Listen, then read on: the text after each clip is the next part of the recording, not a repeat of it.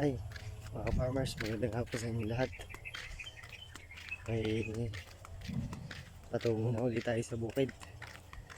Tayo mag-aabuno ng ukrahan mga farmers.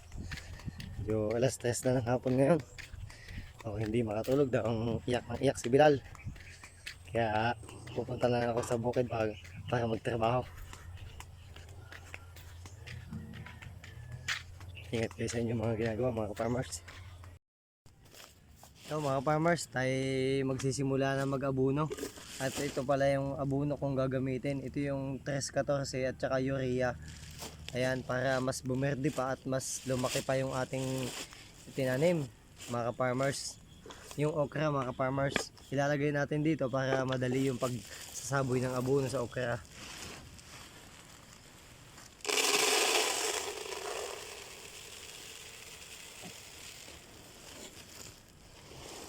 Yan.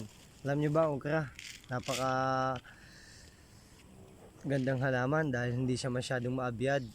Medyo lilinisan lang ang puno para bumunga ng madami. Yan mga farmers. Kaya mag-umpisa na tayong mag-abuno. Ito mga farmers yung aking okra. Ayan, medyo malalaki na. At aabunuhan natin ng tigka kaunti para lang siyang makaamoy ng abuno.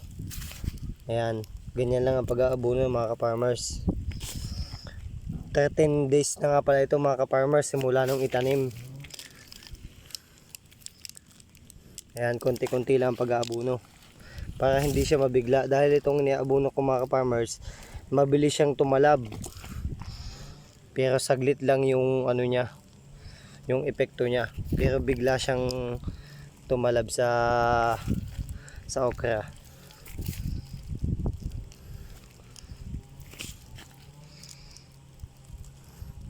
Ayan, ganyan lang mga ka-farmers.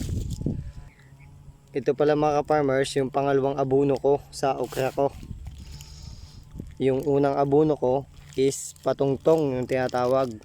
Ay yung patungtong sinasabayin mga ka-farmers pag nagtatanim. Para naman mabilis siyang sumibol. Ayan mga ka-farmers, ganyan lang. Easy lang mga ka-farmers, di ba? Ayan mga ka-farmers, hanggang dito na lang yung aking video. I hope you enjoyed this video. Thank you for watching.